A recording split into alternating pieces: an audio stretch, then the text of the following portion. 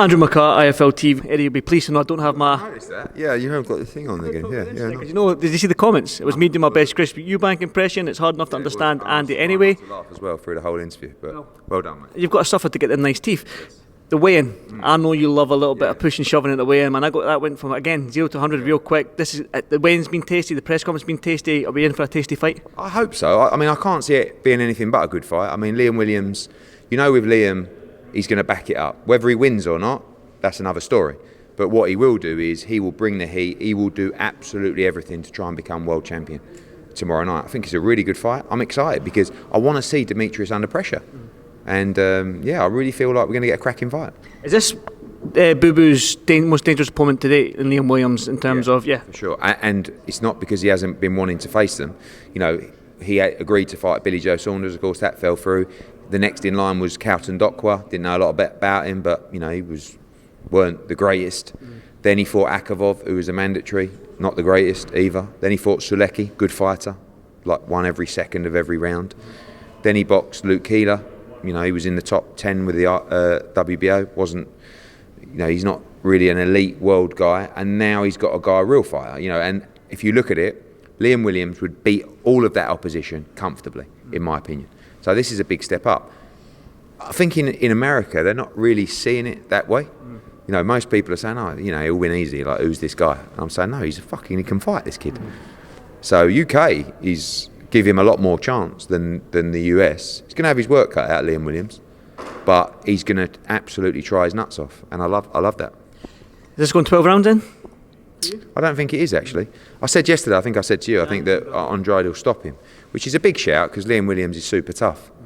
I just think he's the perfect style for Demetrius Andrade. And listen, Liam Williams has probably got the right style to beat Demetrius Andrade. You've got to put pressure on him, you've got to be relentless, you've got to try and beat him up, you've got to try and do it, but at the same time, he's going to be setting traps, he's going to be counter-punching you, and he loves people that come to fight. So, it's going to be a great fight. Boo Boo wins this. I like the way Boo Boo is, I like his attitude, I like the way he approached that sort of fight. Now, when I looked at what he did there in the press conference against Liam Williams, I keep thinking, what would that be like if it was Charlo? Do you know what I mean? For me, I'm like you. I love that sort of stuff in the weigh-in. Those guys, Charlo, and they'll try and poo-poo the Andrade fight. Like, he's not this, he's not that. Come on, it's two Americans with a big mouth who are world champs. How can that fight not be appealing?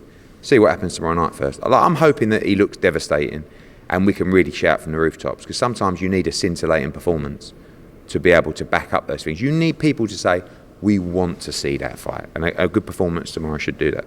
Golovkin as well, would you look for that? I mean, Murata is the other world champion in that division. These are the guys that you're going to look for Boo Boo next? Because, I mean, he probably needs these fights now, doesn't he? Yeah, I think Golovkin looks at Murata and thinks that's the one for me, in Japan. So really, that leaves Charlo and Andrade. But, he has to come through tomorrow night first. Majidov, a few words. There's a couple of really good fights on the card. I mean, Gongora against Pearson is a really good fight as well. Majidov Fedosov, really interesting fight, and the kids as well.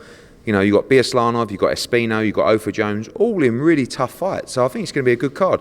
Of course, don't forget, on early in the UK tomorrow. I think the fight's kicking off like a normal Saturday night fight night time. So 7 o'clock. I think 11 o'clock main event or something like that, so great for UK fans. And I think you're going to get a really solid night of entertainment. And for the first time at the Hard Rock, fans only allowed, I think, 1,500, but it's still deadly silent when there's no one in the Hard Rock. So I'm looking forward to seeing people back there. Definitely. I'm looking forward to having fans back. I love having the fans. But I want to stay on Majidov. He says that he wants, well, jokingly he said Joshua, but he said he does want Dillian Whyte. I mean, he's a hard-hitting heavyweight, that sort of style, similar to Dillian Whyte's, where he just comes forward and stuff like that. What's next for this guy? He's 3-0, 3 knockouts. He's facing a tough opponent, undefeated opponent last time. What is next for Majidov? I think the problem for Majidov is he's kind of like in the who wants him club. Not who needs him, but who wants him. Because you look at the guy, his amateur career was fantastic, former world amateur champion, really good heavyweight. The great thing for us is he will fight anyone. Like, there's not a fight that he would turn down.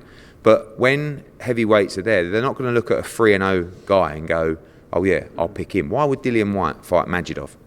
Do you know what I mean? Like, he probably would because he's a lunatic, but I wouldn't as someone that's guiding someone's career. Why would I put a WBC interim champion in with a guy that's 3-0?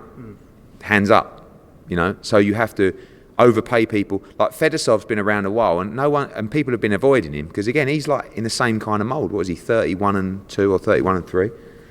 You just have to keep making tough fights, and to do that, you have to just pay people great money. But the good news for Majidov, or the good news for us, is he will fight anyone. So we don't even have to ask him if he'll take the fight. You know, Fedosov was a good example of that, where we just said, oh yeah, and even our matchmakers go, I doubt they'll take Fedosov. I said they fucking will, and they did straight away. I want to just press you a little bit on your Tyson Fury meeting in Vegas. I mean, how was that? I didn't really get a chance to say how was it, and you just said you met him in Vegas. I want to see. Obviously, you've met Fury before, but obviously there's been back and forth. He's blocked you on Twitter. Have you talked about that? What was the conversation like? I just met, like I said, I messaged him on Instagram where he hasn't blocked me, and I just said, look, I'm in Vegas if you fancy a cuppa. And he said, you know, I knew where he was staying. He said, look, come there, and I went up to see him, and it was good. I mean, call you a prick? No, I think, you know, I guess he's in two minds with me. You know, he knows I'm an AJ guy. I think he appreciates the work I'm putting in to try and make this fight. He wants this fight bad. That's one thing that was pretty obvious, and so does AJ. So, like, we can start the fun and games when the press conference starts, you know. But I'm trying to. My priority is to make the fight for Anthony Joshua. That's all I really care about. And no disrespect to Tyson Fury, but we don't work with him. He ain't my fighter, and I want him to get beat. Right, so that's a bit awkward to start with. So you're having a conversation. I'm looking at a guy thinking, I want my man to knock you out, right? But when the fight is made, those guys will click into fight mode, and it'll start to become lively and personal. But at the moment, everyone's just working to get it done. So that's all that matters. And it was only a brief chat, but it was just good to hear him say, "Let's get this made. Come on." I said, "I'm trying." And like I said yesterday, that you know, rattled around the world. Both guys are happy with the site. Both guys have signed a contract previously, so we just tie up the venue now and finalise that site contract, and we're good. So I don't see any bumps in the road. Mark Kriegel said it's Saudi Arabia. Can you elaborate on that? Is it Mark Kriegel, I think his name is? Mark Kriegel? Yeah, I haven't seen that, but of course. You said it's Saudi Arabia, definitely. Yeah, I mean, look, I think everybody knows that the whole strategy behind Saudi doing the Ruiz fight was to get the undisputed. So obviously there's been a lot of aggressive offers from that region. We'll announce so. No, I can't wait. I'm not going to press you much longer because I did get the juicy stuff yesterday with you. Yeah, you know me. I always talk too much, you know. But I feel like part of this process is to keep everyone informed and to keep everyone excited, because otherwise they wait and wait and wait. But they also get pissed off with hearing, oh, next week. But you know, we're moving as fast as we can, and hopefully we'll be able to give you the news that will make everybody do their beans. Finally, Italy card tonight. Yeah, Turkey against Bergen. Good fight, actually. Some good fights on that card. And then obviously tomorrow night here, and then next Friday, really good card in Barcelona. Gavin McDonnell going for the European title, Kay Prosper going for the European title as well. April Hunter on that card as well. And then we've got Chisora Parker the week after that. And then we've got Canelo against, and then we've got a big show May the 15th, which hopefully we announce tomorrow. Just trying to box off opponents for that. So I'll get a chat with you tomorrow.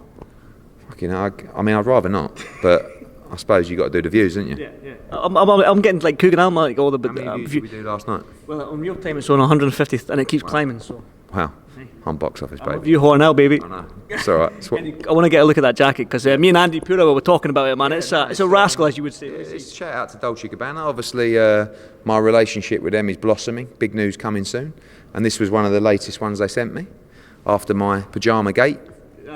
Pajama Gate and Nike Air Max. Someone tweeted me going, for God's sake, you're 41. I was like, I'll tell you another story. So, genuinely, a shout out to Dolce & Gabbana. You know, and they sent me some stuff, and they sent me a pair of ripped jeans, right? Not with like holes in, but you know, like semi-ripped, right? It weren't too long ago when I was wearing ripped jeans. I want to say like 3 or 4 years ago. Anyway, I was in the room earlier. Put this on, top half, which I actually rate this jacket. I think it's a little bit naughty, right? He doesn't. Put the ripped jeans. Yeah, it's fucking pure up. Look at him. I mean, look, what's that? Fucking hell, mate. Serious? No. You can, son. Tell me, look, right? But I put the ripped jeans on, and I looked in the full-length mirror, and I went, mate, those days are over. I felt quite sad. I put them on, and I was like, you're going to get stick for the jacket.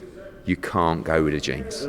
So just the jacket, and you know. But you're in Miami, man. You can peel it off, surely. Well, that's when I was in Miami last time. That's when I wear the Dolce & Gabbana pajamas, and I went for dinner, and everyone was like, "Hey, man, love the outfit. I was like, yeah.